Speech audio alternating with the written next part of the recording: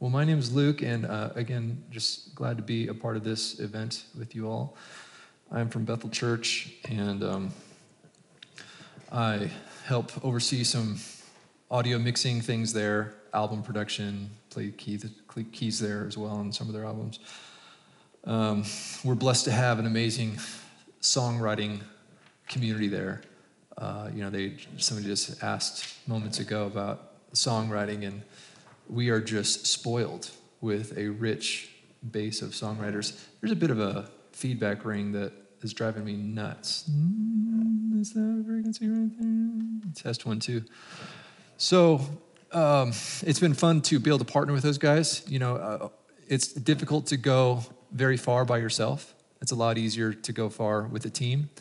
And so we've been able to discover greatness in each other through pulling on the strengths of each other. And I'm not a great songwriter, and I know that. And so I'm able to come alongside songwriters and help them on the things that they're not so great at. So it's been great. So today we have a very short class, 45 minutes. So I'm going to kind of skip some of the introductory things, and maybe we'll get right to the meat of it so we can really dive in here. So mixing, I'm going to give you some hands-on stuff toward the end, but until then, we're just going to talk about some foundational. Right there, that's where it's at. We're going to talk about some foundational things, and mixing is a very subjective thing. Beauty is in the eye of the beholder, and so if you ask somebody if artwork is good or a song is good, and you ask 100 different people, you're going to get 100 different answers. So you're not going to, there is no perfect mix. It's like, well, this person likes the snare this loud, and this person likes the vocal this loud, and this person likes it no reverb, and this person loves a lot of reverb. And so I'm going to be very careful to draw hard lines today. I think it's important just to learn the language of, say, English, and then once you've learned that language, then you can write your own story. But until you've learned the language, it's hard to write a story. So today we're going to talk about the language of music, the language of mixing, but then please take that home and write your own story with it, break the rules, and that's how styles are created and how the Beatles and Coldplay and all these other greats have changed the world because they're willing to break the rules. But my personal opinion is learn the rules first before we break them. So let's just talk about some of those suggestions, AKA rules. The theory of mixing, we just talked about that. Setting the stage, it's important to have fresh ears. Your ears get fatigued if you listen to a lot of loud stuff all the time. And so you don't want to mix right after you mowed the lawn outside, or you ran a chainsaw for a while, or you had your windows down on a long road trip. All of those things cause your ears to hear things differently. It's called temporary threshold shift. You want fresh ears when you do critical mixing. So I highly encourage you to protect your ears, wear earplugs if you're doing something noisy. Don't drive down the highway with your window down. Like that will cause permanent damage if you do that for a long time. Get a little iPhone app, NIOSCH, I believe is the, NIOSH is like the national organization for sound pressure levels, and they decide what is safe and what is not safe, and there's a little iPhone app that you can download that can measure wherever you're at to see if it's safe or not for your ears, and it'll tell you like how long you can listen to it. And so just protect your ears. This is going to be a career. This is going to be a lifelong thing, so plan for it.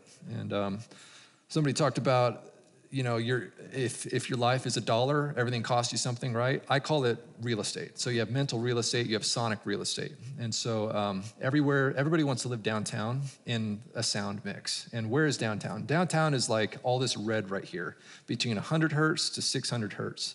Everybody wants to live downtown. And so a good mix is one that carves out little areas so that things can live and not be on top of one another. You want to push things out into the suburbs and less downtown. So all the red here is the fundamental frequency of that particular source. So the male vocal is between 100 hertz up to 900 hertz, and then the yellow and the black is more the harmonics of that instrument or voice. The red is the loudest part of whatever this element is. Look how cluttered 100 hertz to 600 hertz is. There's so much energy in that area. So our goal as a mixing engineer is to get rid of the stuff that doesn't belong and make room for the stuff that does belong. So you're going to be using high and low pass filters. And that is just an EQ that just like gets rid of all the bass or gets rid of all the high end And you're going to be applying that to various channels so that you can create a pocket for something to live. It's a sonic real estate is how I see it. Starting the mix. Ideally you want to keep things sounding as neutral as possible, as natural as possible. But the more layers you have, the more cluttered it can become. So if it's just a guitar vocal, you want a lot of low end in your acoustic guitar because you need something to fill in that space. It's going to sound huge. But as soon as you introduce a bass guitar, that low end is going to get cluttered from the acoustic guitar's low end. So that's when you make a change. So the more layers you create, the more you have to organize. So just be careful on how you're building the mix and be aware of how complex or how many stacked elements do I have. A really great pop song these days only has like 5 elements. Like it's a very simple production. You can usually tell the difference between a newbie and a total boss, a total pro, by how many layers they're putting into their song. Newbies, when something's not feeling right, they almost always gravitate to put another layer on something, put more reverb on something, put a delay on something. And that's the opposite of what should be happening. Back up, take a bunch of stuff away, and find one sound that's incredibly compelling. You want something that is ear-grabbing, unique, special. And it can just be one instrument with a crazy tone and a cool melody line, and that's all you need with maybe kick, snare, and a little chunky electric guitar off to the right. You know, it's like, if you listen to what's big right now, it's very simple production, very simple production.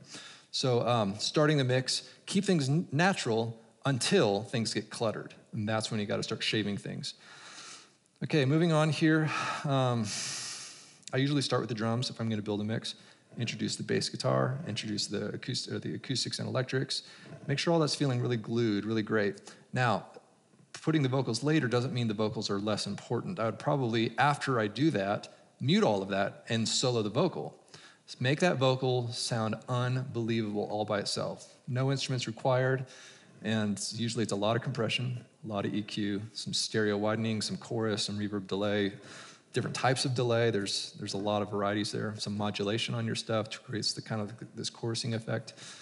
And if you have vocal doubles, which means they've sung it multiple times, you can start doing panning and work on your 3D space a little bit. And then you bring your band back in.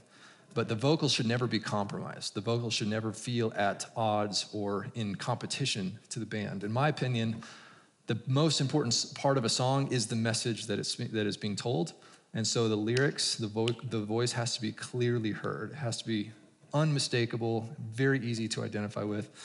And so you're working on 2 different things, make them sound awesome, then put them together, and you're going to make a few subtle tweaks here and there. There's something called masking, which when one instrument is very similar to another instrument and they're playing the same thing, masking happens, and it's hard to hear which is doing what. And so as a mixing engineer, you start working on how do I make space to where I know what each of them are doing. And it can be done with panning. So one is to the left and one is to the right.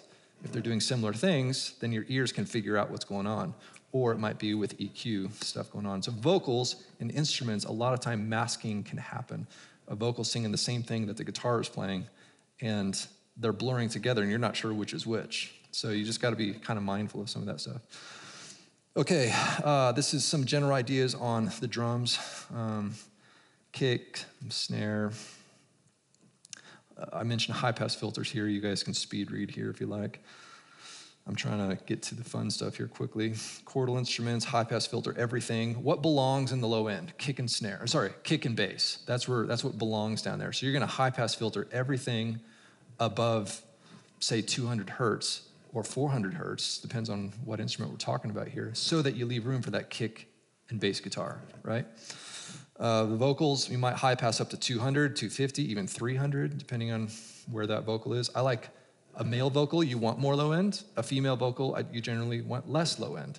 So there's not a fixed setting here. It's just like, these are some general targets and see what sounds good. Panning here, we talk about how to create space, how to create a 3D image. I'm a big fan of stereo everything. Never record a mono guitar or a mono keyboard or a mono reverb or a mono overhead. If you're doing that, just start over, delete everything.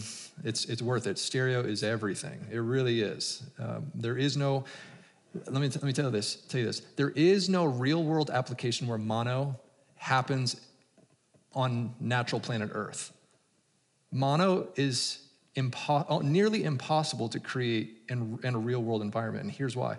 You say, well, my mouth is mono, right? There's only one mouth creating noise, but you're not hearing direct sound, you're hearing indirect sound. Indirect sound makes everything stereo. So you're hearing my voice mono, and then you hear the reflections on the wall and the floor and whatever else is in the room, and you are hearing stereo. Everything in life is stereo. Everything is stereo. You're hearing reflections, you're hearing direct sound and indirect sound in every environment. So the idea of recording a mono something and listening to it with earphones is extremely alien to how humans are supposed to hear anything, not just music, but anything. And so I'm a huge advocate for stereo everything, including PAs. And I won't get on that soapbox too much, but yeah, I will leave that one alone. PA should always be stereo. There is no reason to ever go mono in a PA. Okay, compression. Compression is really great for making things sound big and fat. It does the opposite of what it sounds like. So compression squeezes the tops of the mountains, which makes the perceived valleys higher.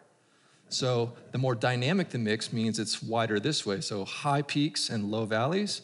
So the pro of that is it's punchy, it hits you really hard, but the downside of that is when you're driving down the highway in your car and something called the noise floor in your car is high, which means the road noise from the highway and the wind on your car and the baby crying in the back seat makes your noise floor really high, which means your margin for being able to hear things is very small.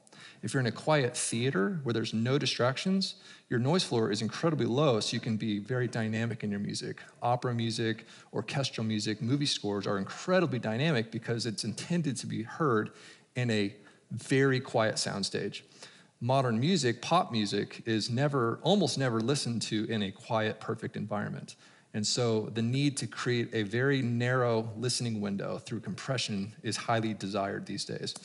Not distorted with hard limiting, I'm definitely anti that, but through creating a very narrow window of your peaks are this loud and your valleys are this loud, allows you to drive down a highway with noisy environments and still hear the verse just fine, and the chorus you don't have to turn it down on the chorus. It's just nice and smooth the whole way around. So experiment with compression. There's right ways to do it and wrong ways to do it, but through a lot of trial and error, I think you'll get quite familiar with it. Parallel processing is something where you run something through two different processes at the same time, and you blend the outputs of those two to a flavor that you desire. So you could do parallel compression, which means take your drums and run it through a compressor that's barely doing anything, and also take your same drums and running it through a compressor that's crushing the heck out of it, and then you blend those two outputs to your desired taste. You can do the same thing with EQ, parallel EQ. So you run one vocal through 5 different EQs, and then you blend all those different EQs to your perfect desire. You can do parallel delays, parallel reverbs, parallel anything, but it's a great tool to potentially get a sound that you can't get without doing parallel stuff. Busing helps you organize stuff, so it's like taking 8 drum channels and putting it into one bus. So instead of taking 8 faders up and down, you just take one, and it just simplifies things. Buses are really great for speed. It helps you kind of get things done, less distractions. In a live mix, features are sexy and flashy, and it's like, oh man, I need more features, I need more plugins, I need more things to touch, right? In reality, there's the law of diminishing returns. So the more features you create, it actually slows you down, and it creates more options or opportunity for error-prone operations. So to me, I'm a big fan of simplicity. If you have to think really hard about something in a live environment, you're probably doing it wrong. Because in a live environment, speed is so important. Stability is so important. So try to build whatever you're doing in a way that like I can quickly get there, get in, get out, and you don't have to think too hard about something. And as soon as you start to daisy chain a lot of stuff together, you can push one button and it destroys everything. So just be kind of careful about how flashy features can sound. I'm a big fan of what's called the SSL channel strip, because in one plugin, you can do nearly everything. And it's not because I think it sounds the best, it's because it's so easy. It's just brain dead simple. You open it up and then it's one channel strip. You can do everything in that one. Less chance for error, less chance for messing things up. Okay, reverb can add space or warmth to your sound, but be careful not to apply too much because it can just blur things and you can't actually hear the character or the texture in somebody's voice, right? Delay is the same thing. It can add a lot of width, but too much of it can kind of steal away from identifying the personality of that person, the personality of the snare, the personality of the guitar, because it's just smeared. So there's right ways to do it and there's wrong ways to do it. Let me back up. There's ways that some people will like and there's ways that some people will not like, right? Because there is no right or wrong. We're in an artistic culture, an artistic field. And so I think what I'm talking about here is just generally acceptable things in today's society. Double tracking is amazing. Double tracking means you play it twice, the exact same way twice. So I could do an acoustic guitar with 2 microphones, one here, and an XY pattern, play it, put it through 2 speakers. It'll sound nice in stereo. It'll sound good. But what if I took one microphone, recorded it, hit stop, hit rewind, record it the exact same way, second time. You take the first take and put it on the left speaker, the second take and put it on the right speaker, opposite for you guys, and that acoustic guitar is going to be huge. It'll be a mile wide. That's called double tracking. So you can do stereo tracking or double tracking, but mono is never an option, right? Remember that? Yes, got it. So if you say, I want wide, let's do stereo. If you want crazy wide, do double tracking. And you can double track anything. You could double track drums, that's crazy. You could double track guitars, keys, vocals, anything you can double track. I may not double track bass or kick. Like that's a little bit weird because low end doesn't harmonize well. High end harmonizes well, low end doesn't harmonize well. And you get this fluttery, flammy type of stuff.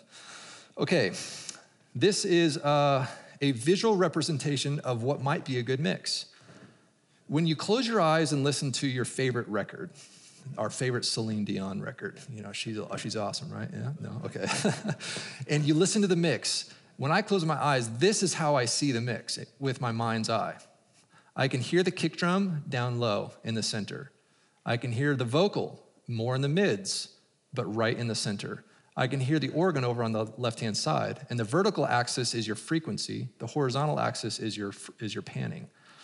I can hear the brass section, the horn section, way up high. It's a higher frequency, but look how wide it is. They put some monster panning on each one of the brass parts, or they put some reverb really wide. The guitar delays over to the right-hand side. There's a little tambourine right in the middle. The hi-hat is way up high, just nice and crispy in a tiny little pocket. But you know what this does? Remember we talked about real estate, sonic real estate? This gives every place a home, and they're less on top of one another. And that way, you can listen to the same song 10 different times, and every time you listen to it, you hear something new. You hear something fresh. Oh, I heard the song 5 times, but now I'm listening to it, and I'm only paying attention to the background vocals. And you can do it because there's room for the background vocals. Now I'm going to listen to it again. I'm just going to listen to all the wet effects, the reverbs and the delays on everything. Could be the guitars or the vocals. Now I'm going to listen to it again and just listen to the low end. What's going on at the low end? And each time you're going to learn something new. That's what a really great mix does. It makes you want to hit repeat. It makes you want to play it again because it's taking you on a journey and you're hearing a story that has new elements to reveal each time. You probably watched the movie Inception, right? That it's complex. And every time you watch it, oh, wow, I learned something new. I didn't notice it the first time. And that's what a good song does. And even lyrically, if you're a songwriter, you want to be doing the same thing is put a little mystery in your lyrics. So the next time around, you can fill in the blanks that you missed the first time. So when you're mixing, consider closing your eyes, listening to what you're doing, and say, where's the shelf that I'm going to put this element on so it doesn't overlap something else?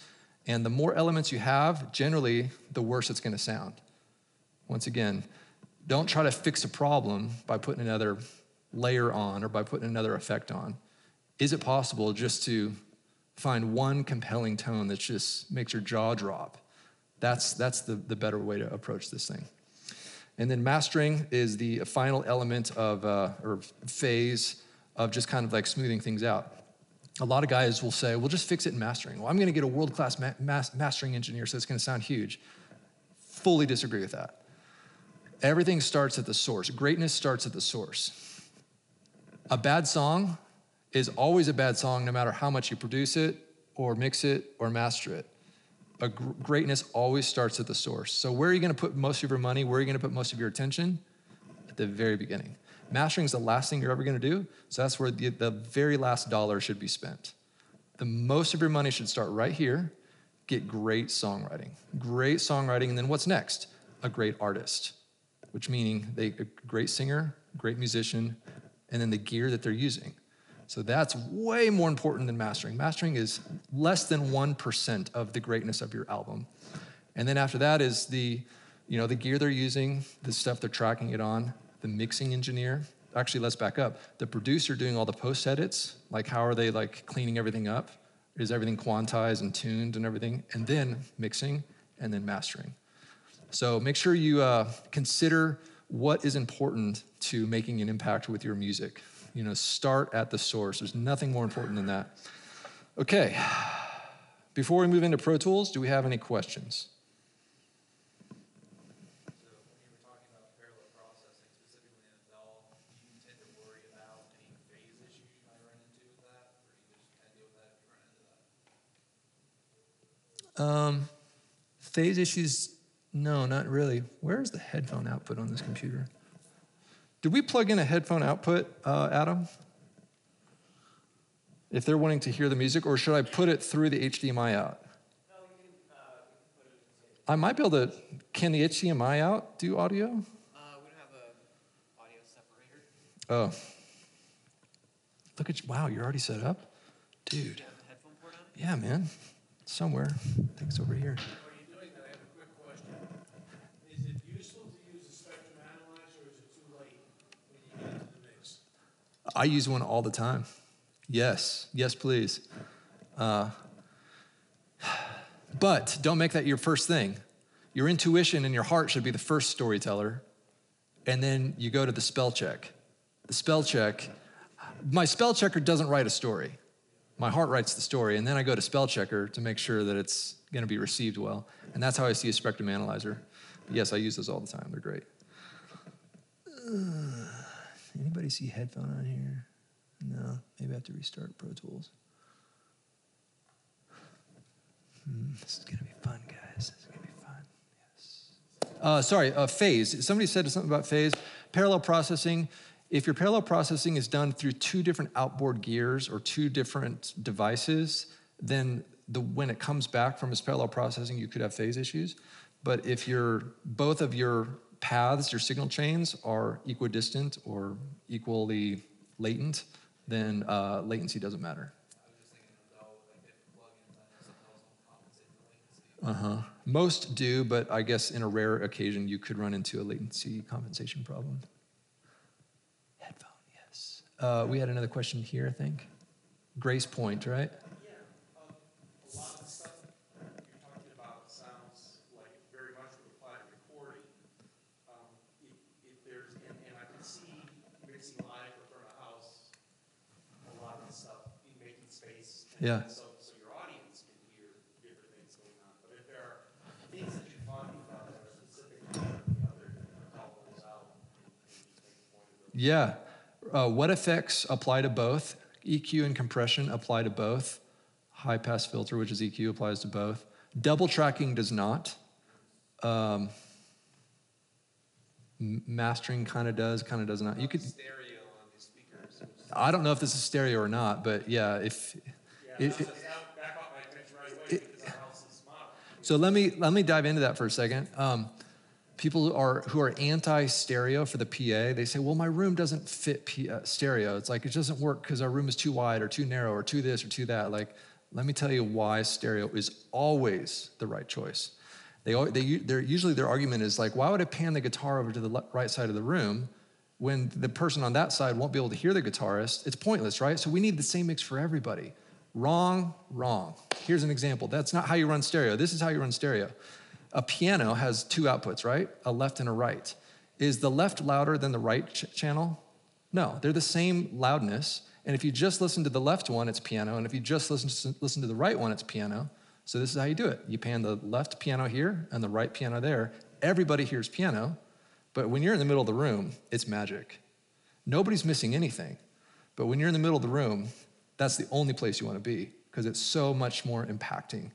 And guitar amps would be the same way. Guitar players run your pedal boards into a true stereo reverb and delay output into 2 amps, a Fender ProSonic and a AC30. Mic both of them, pan one to the left and one to the right. Everybody hears electric guitar, but when you're in the middle and those 2 are combined with true reverb, true delay with 2 amps, nothing compares, and you'll never go back. Drum overheads, same way. You have 2 drum overheads, they're both hearing the kick, they're both hearing the snare.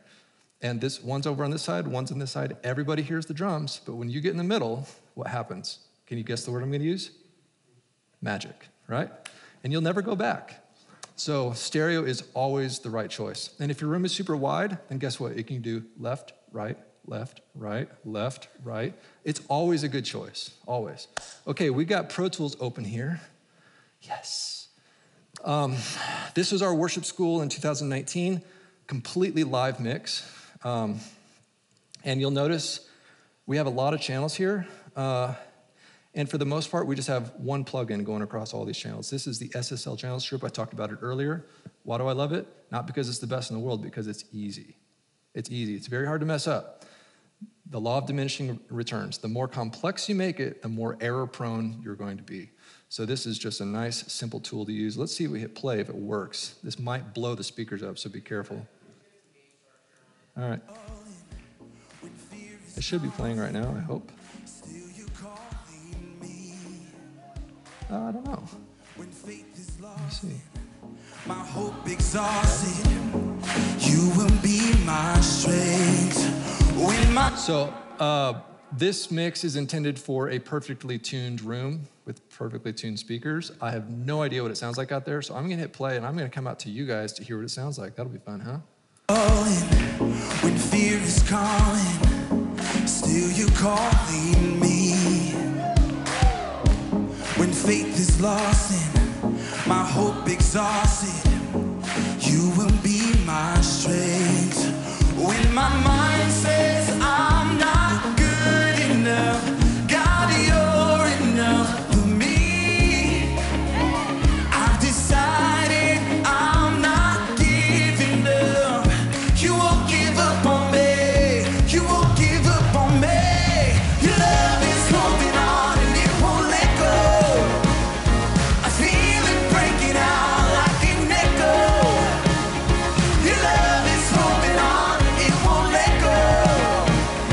I feel it breaking out like an echo, echo in my soul. Can you lift that up?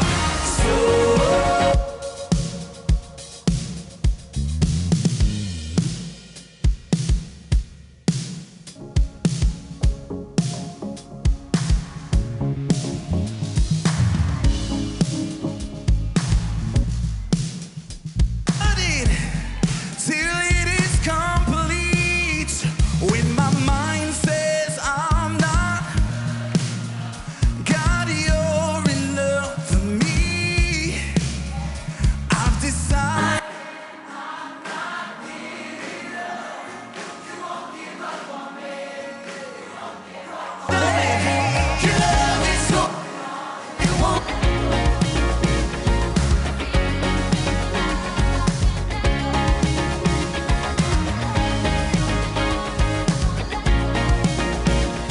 I feel it breaking out like an lift it up, echo in my soul. Here it is. So Okay, this system appears to be a weird LCR type of thing or left, right, center thing. So I pan the vocal left and right, and you'll notice it sounded weird, like his vocal moved from here to here to here. So I'm just kind of figuring out what the system is like. I've never played this song in this room before in my life, so obviously it sounds way different than it was intended to sound. But calling, when fear is calling, still you calling me.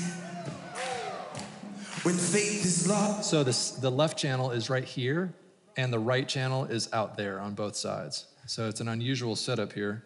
But hey, it's kind of stereo. It's better than mono, better than like completely mono, so I'm proud of them. So you'll see what's going on here. We have the drums. you have the bass guitar. You have 2 stereo guitar players. So if I were to get rid of some of this stuff here, here's guitar player 1 left and right, guitar player 2 left and right. A bunch of stereo keys. So stereo keys 1, 2, 3, 4. Some of those are tracks. And then we have 5 vocalists. The lead vocalist is this person here. And then we have 6 crowd mics. Let's see here. I think they're labeled down here. So you can see we have the stage. One's out in the room, and then some up in the ceiling. The stage ones are out wide, kind of like on the edge of whatever that screen is right there. That's kind of a comparable measurement of our room. And then the ones in the room would be out in the middle of the room, out there, kind of hanging from the ceiling on these poles that are retractable. And the ones called ceiling here are downstage center, right above the preacher's head, like up there on a blown line bar, doing like a ORFT type pattern. So with this, it gives you redundancy. So when one person does something wild in front of one microphone, it doesn't destroy the whole audience mix. The more locations you have, the more redundancy, the smoother the audience response is going to sound. And so if you listen to just one, you'll hear kind of just a one representation of what the room is. The next one. And the next one.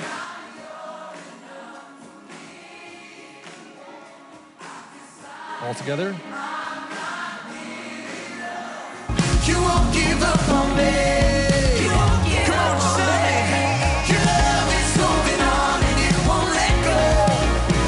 There's no editing. This is 100% live. This is what it sounded like when we live mixed. You live mix in a DAW. It gives you unlimited tools. Vocal auto-tune, you saw tuning right there, and it's happening live. You don't have to hit rewind. It's completely live. If you want to hear what the mix sounded like when it was live, I just unmonitor this output, and this was my live mix from 2019. So here we go.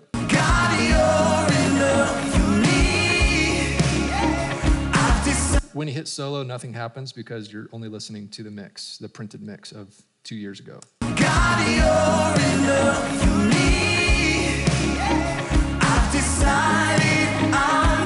And then you input monitor to build a new mix.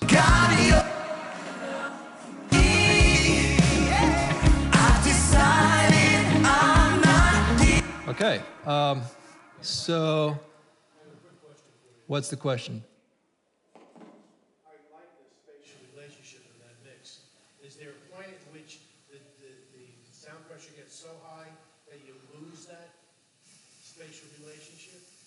Yeah, so I'll take a stab in the dark of what you're talking about. Loudness, we don't like loud stuff, and so at the church, we have 2 services in the morning. Our loudness maximum in the room is 88 dB for the early service, and the second service is 92 dB, and that's peak volume.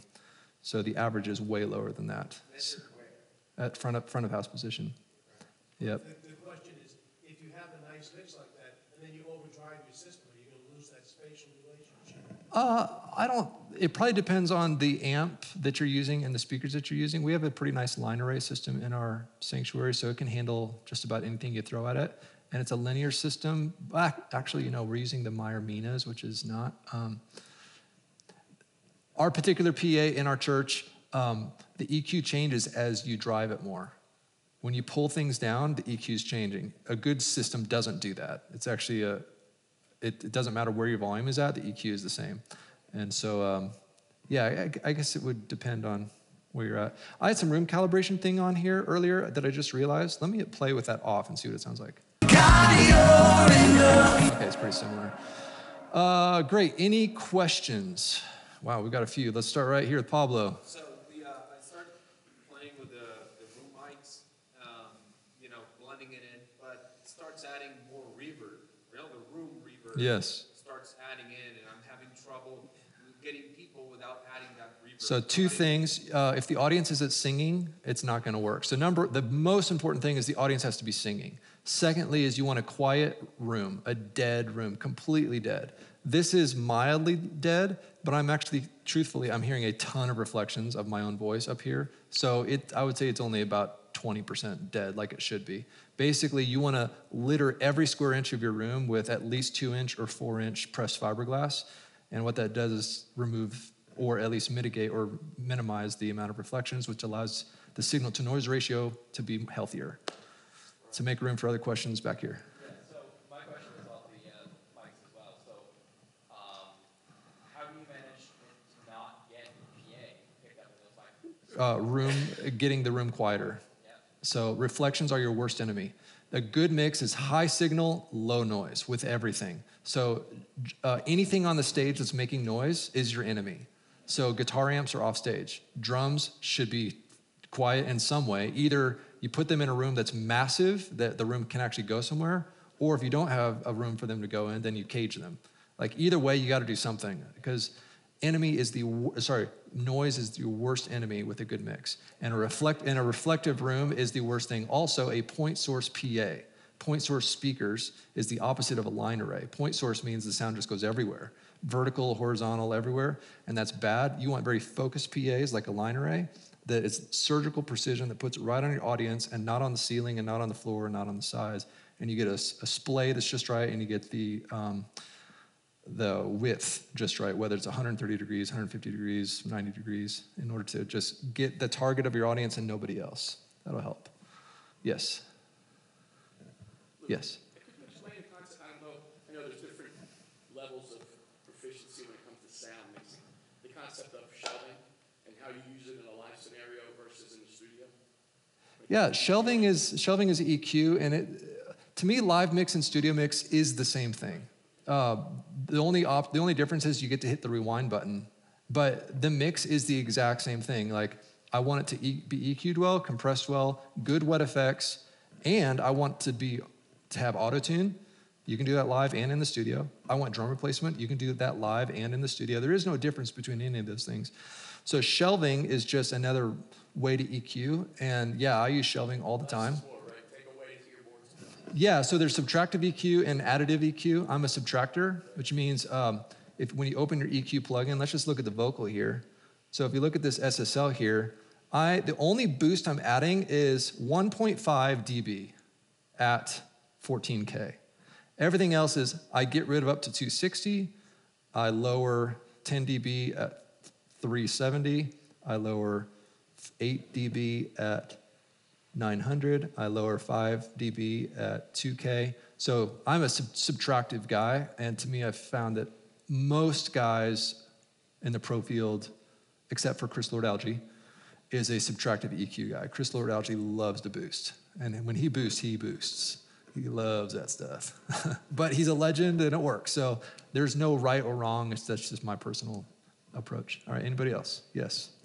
Let me go back to what you had said about in Reading at your church, about when using 88, 90 decibel in the live in-person setting. That's right. I attended a service at your church in 2018, and that completely just floored me. Yeah. Because I was sitting center, about third row, and I perceived it as just this humongous, loud. I mean, it was one of the most amazing experiences I ever had of like in-person live worship.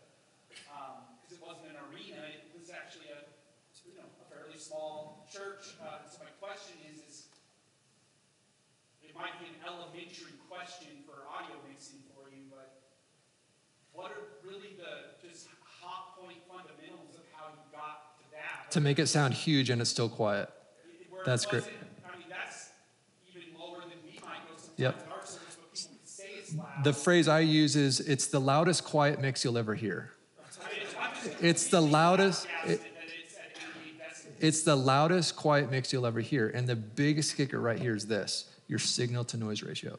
When you're fighting stage volume, you have to turn it up louder, louder, louder, louder, louder to overcome the enemy. The enemy's chasing you down. So you just got to fight and get above it, right? No. Why would we do that? Just get rid of the enemy altogether, and you can have a super punchy mix at a very quiet volume. That's number one. So get your stage volume to near zero. All reflections in your room, gone. Like, completely treat every square inch of your room.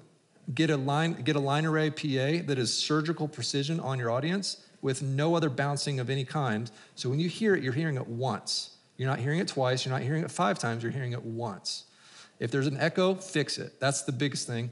And then next is really great tone and great EQ, great compression. If everything has a pocket, you don't have like all this crazy buildup at 4K. And it's like, ouch, ouch, that hurts, that hurts. No, it's actually like perfectly smooth. If we look at our frequency analysis here, I haven't actually practiced this on this session, but. God, you're enough for me. I've decided I'm not giving up. You won't give up on me. You won't give up. See how it's a nice smooth yellow line there? It's for the most part pretty smooth. You want that. If you've got these weird spikes and valleys, you've got a bad mix. So signal to noise ratio getting really healthy. No noise. Really targeted PA. Hear it once, not twice.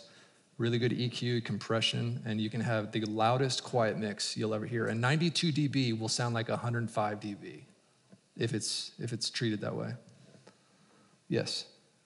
This was your approach to a live service, like broadcast mix, or this is an album? Both. Yeah, the sound is the same on either way. The approach doesn't change. So what you're seeing right here is our broadcast mix, but what he's talking about is our live in the room mix, and it's the same. I mean, it's not, we use different tools to get there, but the approach is the same. We still use the SSL plugin, we still do subtractive EQ, we still use the same instruments, and we're using the same room with the same microphones. Yeah. So that seems like a perfect world scenario, though. My sanctuary is a giant concrete box. Well, then treat it. For real, treat it. More than buying a new PA, more than buying a new drum kit, more than buying another microphone, none of that matters. Treat the room. That is way more important than anything else. You gotta get in a dead room. Otherwise, you're gonna be fighting an uphill battle when a hurricane is trying to push you down. There's no way to win. We've got no more minutes if we're gonna truly abide by the 45-minute rule, so. Okay, 5 more minutes for questions, kids. Let's go. So, any tips or tricks for congregation members that have hearing aids? Great question. In my church, we have, so our speakers are they're a little bit below the ceiling level. Yeah. But I think what's happening is it's bouncing off the wall Uh-huh. and that and hitting their hearing aid. Yeah, reflection, signal to noise ratio. I'm going to preach this again. I will preach this to the day I die. When you hear it once, it is dramatically better than hearing it 2 times, 10 times, 100 times. There's direct sound and there's indirect sound. So I think that will help out a lot when you treat your room and you get a line array PA versus a point source PA. Would it be beneficial to get, I don't know, one of those little panels or whatever for the sound? Yeah, you could, I don't know if you're suggesting put it around your head. That would be interesting. But yes, it'd be like these panels, but on steroids. Like get about 3 times the amount of these and maybe thicker ones. Just everywhere. Just like be ridiculous with it. It's going to look, yeah. When you walk into a movie theater, like that room is dead, right? And they spend a lot of money getting that room dead. But why do you do that? So that the intended portrayal of that movie is accurately received. So the video looks right, the sound is right. You're not hearing the room reflections of that movie theater that you're in. You're hearing the direct sound that the director and the film score guy intended you to hear. And they're doing that by having soft walls, soft seats, soft human bodies. Everything is soft so that everything is absorbed and you hear it once. We also have some other rooms in our facility that have a kind of like a live stream to our local facility. So basically like a side room. And that potentially could be a solution. If this room is really terrible for you, you just go to a side room that is deader and more treated potentially, like a nursing mother's room. I'm just being ridiculous here, but that might be a way to get away from the reflections if it's too much money to put up treatment. Anybody? We'll actually go to 3:45. I'm just going to push everything back. Wow, man. There is a God. He's amazing. Well, let's go to 3:30 and have some questions, then I'll dive into a few topics then, now that we have all this extra time. Yes, sir. So, God has blessed me with the gift of the ear, so I can hear things, but I am not versed at all in terminology or basically what I'm doing on the board. I just have played on the board until I Yeah. And so what would be a great source that you can tell me to go to? Because I'm basically leading the production team, so I need to be able to, whenever a guy comes in wanting to learn front of house, I can mix front of house all day long. It sounds great because I have the ear, but I can't correlate the terminology in my teaching of him how to run front of house because I just kind of had the gift to just do it. Mm-hmm. So what would be a good source that I can utilize in versing myself in those things so I can then translate to my team? Music is like a language, isn't it? Yeah. You know, you learn how to play violin or piano or something. Like, it's not something you just do overnight. You got to spend a lot of time on that. And learning the English language or Chinese or any other language, you got to be exposed. And the best way to do it is just jump in the middle of that culture, and you don't have a backup plan. There is no backup plan. You just go, and that's the quickest accelerated path to learning. And music theory is that way, but so is mixing. Producing, mixing is that exact same way. The best way to get great is time. It's time. You don't want a backup plan. When you have a backup plan, it's not going to work out well. So give 100% at it, and you're probably going to do about 100 projects wrong before you do something that you're actually proud of long term. I started this when I was like 14 years old. I'm 38 now, so over 20 years. And the first probably 5 years of albums, I would not want to show anybody because I was still learning the language of music, right? And so my best advice would be a lot of time. And just throw them to the wolves. It's like pushing them out of the nest and say, you'll figure it out. It's okay. That's kind of what happened with me. Yeah. I just we needed a front of house, and Where there's started, he was like, "Hey, you got it," and I where there's a will, there's a way. But it is sometimes easier to learn the language when you get a textbook, right? Sometimes textbooks can help. And to me, music textbooks look like listening to stems, audio stems. What is an audio stem? Well, have I created some? I think for this other project, this is not part of the program here. So like say, this is just a random project I'm doing in Cleveland, but let's do Give Me Jesus. So you have the full mix of Give Me Jesus here. This might be crazy loud, I don't know.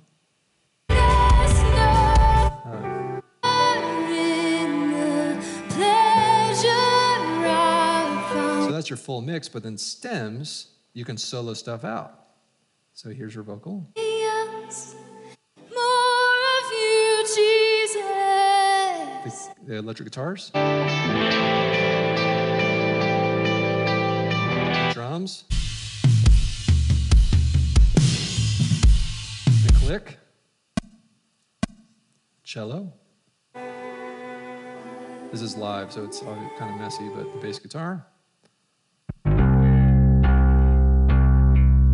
But by doing this, you can learn what is good bass guitar tone, what is good drum tone, what is good vocal tone. It's sometimes hard to hear it when there's a lot of distractions.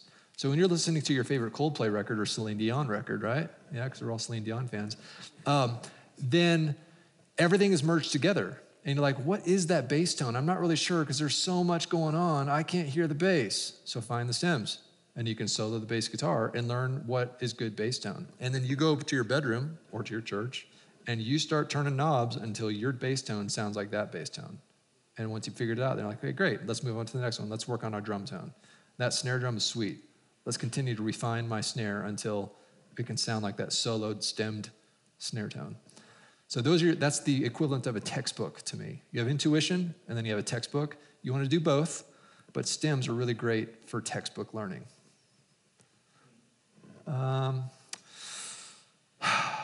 Let's see here. Man, we have a surprise 13 minutes left right now. And we could continue to go with questions, but I'm debating, do we jump into a meal of some sort? A delicious snack. What should we do here? Because I was rushing, trying to hit that deadline. Let's look at a vocal chain. Vocal chain is pretty important, right? I generally will, again, the source is the most important thing. So what's the key to a good sounding vocal? Any guesses? A great singer, exactly. If you have Michael Bublé, arguably one of the best male vocalists ever, or Mariah Carey for the female equivalents. I mean, and to my mind, those guys are the best. You make them sing on a Shure SM57, an $89 microphone. Are they going to sound terrible? They're going to sound incredible on an $89 microphone. We are so tricked into thinking that we need to buy that $3,000 Neumann in order to sound like Chris Martin. That's not going to work. Nothing's going to make you sound like Chris Martin. No microphone, no preamp, no compressor, no reverb unit is going to make you sound like Chris Martin. So you just got to accept that. That's like foundational. What am I going to do with my music? Is your source good? So signal chain, most important is your voice. What's the next most important thing? The microphone, that's right. What's most important after that? Yep, there's several things in there. Could be the preamp. Preamp colors it a tiny bit. I might actually say EQ. EQ has a massive influence on the sound of the vocal. To me, I compress after EQ, so it's EQ first, compression second, and I'll show you how this is done here. So if we look at the lead vocal, yeah, sweet, it works. We start with this. This is our channel strip. I'm not using the compression in this channel strip here. I'm just using the EQ. So this is a high pass filter, just getting rid of all the low end. If I bypassed the EQ, this is what his voice would sound like. God, you're enough for me. Kind of cloudy, right? Let me remove the effects so we can just hear the dry tone. God, you're enough for me. A lot of low end, right? But if we add the EQ in, God, you're enough for me. Now I'm gonna say caveat, massive caveat, this room and this PA is not flat. And there's a ton of reflections going on. So the intended target here, what you're hearing is not what it should be, but it's gonna be close. So after that, after it's EQ'd, I will throw it into autotune. And I'm a massive fan of autotune. I never stream without it. For 11 years at Bethel Church, we have autotuned our vocals every time, every session, every singer for 11 years. And if you put it in the right key at a gentle retune speed, it's completely transparent. For 11 years, people have loved it. And so it's something like this. It's Antair's autotune. In my opinion, it is the golden standard for live vocal autotune. There's other competitors out there. This is the best. There's a lot of versions of this company. There's Antair's Autotune Pro, Artist, Live, EFX. I'm using the cheap one on this one because it's my personal travel license. At home, we use Autotune Pro. But this is what it looks like when you hit play. You can see it correct in real time. God, you're enough for me. Who can guess what key that's in? C sharp, D flat, right? Because you can see what notes he's playing. It'll show you these little things. He ends on the 3. Me, that's in the F, and that's the 3 in the scale, so I know it's the key of C sharp. So I come up here, I put it in the key of C sharp or D flat right there. Alto tenor is fine. You put the retune speed at kind of a gentle speed. I could slam it and make it sound like T-Pain. God, you're enough for me. That's not real, right? So we're gonna slow it down. I'm not a fan of that for worship, maybe for pop music, but worship, people want something that feels real, right? It's gotta feel authentic to who the story is being told by. So let's hit play now. God, you're enough for me. Great, very believable, but it's not distracting with off-tune vocals. Who likes to listen to off-tune vocals? Nobody. That's why 99.something% of all pop music these days have tuned vocals. Like there is no, if you try to say that you need to remove autotune, it's like, well, then you're gonna fight against 99.something% of all popular pop music these days. Like whose side, who's gonna win when it's like 0.1% of somebody against everybody else? You're on a losing battle there. So after that, I like to compress.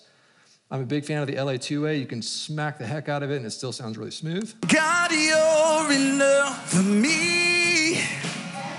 I've decided So it's probably only getting 3D reduction for the most part. After that, it goes into the the 1176. God, you're enough for me.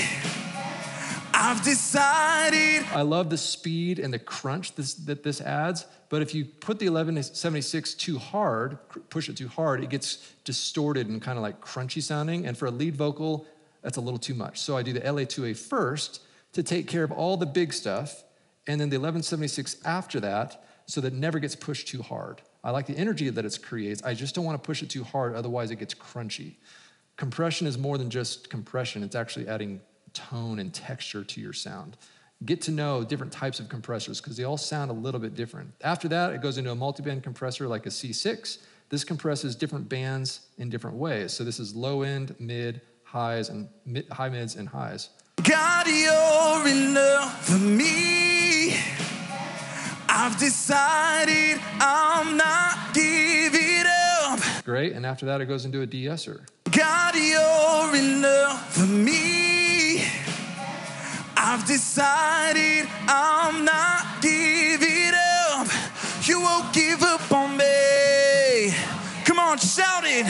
Your love is holding on and it won't let go. Great. EQ, auto-tune, compress, DS, and then wet effects, right? Here's the wet effects. Here's reverb. Just crank it just for fun. God, you're enough for me. Without it. I've decided I'm back to where an acceptable level might be. God, you're enough for me. Great, and then we have delay. And this is a stereo delay. It's an eighth on one side and a dotted eighth on another side. So it goes like a polyrhythm. So let's see.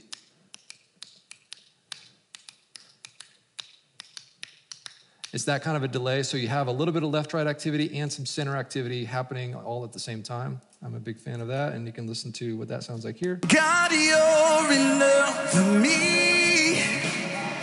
I've decided I'm not giving up. You won't give. There's a little modulation in there, 15%, the rate of 1.5 hertz. So it kind of adds a little pitch variation, which is kind of nice. And then some slap delay here. This is a very fast delay. It's like 120 milliseconds maybe. Let's see what it is. I can't remember. 128 milliseconds and 166. So it's a stereo slap delay. It's not mono. Remember, everything's stereo, right? Wider is better, always. So let's listen to what that sounds like. God, you're enough for me. I've decided I'm not giving. In a true stereo PA, where like this is left and this is right, the other way around, versus LCR, this is like an amazing thing. It makes your vocals sound huge. So let's put these back into reasonable level here. Hit play. God, you're enough for me. I've decided. And if you're feeling extra saucy, then you pan your background vocals. So God, you're enough for me. So that's Chris Brown. God, you're enough. Left and right does nothing really, so I'm gonna just ignore panning. But yeah, background vocals, you might consider panning left and right a little bit. Not crazy, it's all to taste. But a signal chain like that, I think you're gonna find a really great result. EQ, auto-tune, compress, DS, then your wet effects. And that's true for live or studio, it doesn't matter. It's all the same principles, yes. Wet effects, specifically, I heard there were a lot of those on the channel itself. What's your process on either do you put stuff like that on the channel individually or on a... Yeah, you'll see that there's no reverb on any of the individual channels. I'm using buses, and that's an efficiency thing. So like I said earlier, the law of diminishing returns, there's a lot of flashy things that sound sexy and really cool because you can do, look how I can stack so many things on an individual channel, that's really great. But then that's one more thing to lose track of because you've already thinking about how many channels we have here, like 64 channels to think about. And you're gonna think about all 12 reverbs that you have on all the individual channels. Like, that's no way a human can do that. So I have 2 reverbs and 2 delays. 2 reverbs, 2 delays. One's for the drums, reverb for the drums, and 1 reverb for the vocalist. And the delays is both for the vocals. So you're sending all the vocals to the same reverb and delays? Mm-hmm. All even background vocal? Yep. Is it because it sounds the best? No. It's because it's manageable in a live environment. Be very careful about flashy features. If you're using more than 2 reverbs and 2 delays, you may reconsider. Unless you're Superman, or unless you only have like 8 channels to work with. But when you have 64 channels, the human brain just can't multitask like that. It's just too much. So try to find ways to simplify your show. And you'll notice the vocal signal chain here, all this cluster of inserts, that's the most complicated part in the whole mix. Look at everything else. 1 insert all the way across the board. The preach has a de-esser on it. Everything else is just, here's the guitars, it's SSL, and then you put an 1176 after it, or an LA2A after it. Very simple, for the sake of simplicity. for the sake of speed, for the sake of less error-prone stuff. If you're mixing front of house, if you're mixing broadcast and something wigs out, that's kind of a big deal. If you're in the studio and something wigs out, who cares? Hit stop and hit rewind. Nobody's paying attention.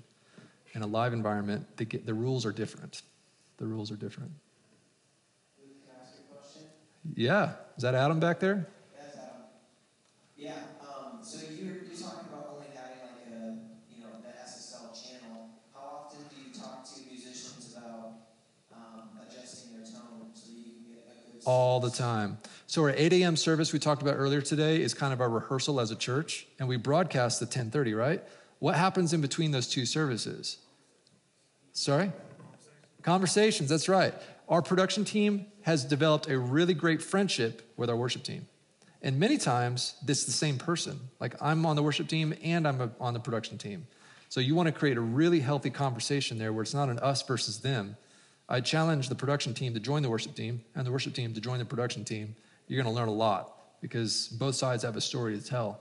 But between those two services, the worship team comes back to this broadcast room, the studio room, which is also our green room. It's one room.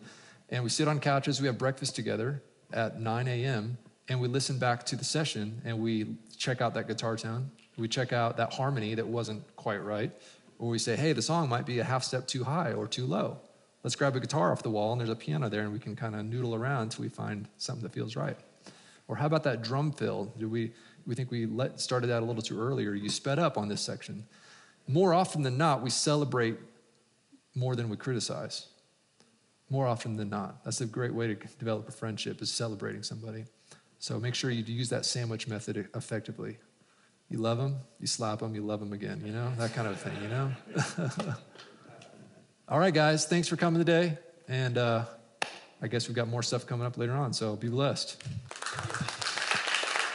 We would love for you to join us at our next Churchfront Live gathering. Go to churchfrontlive.com to see our schedule of upcoming events and register today.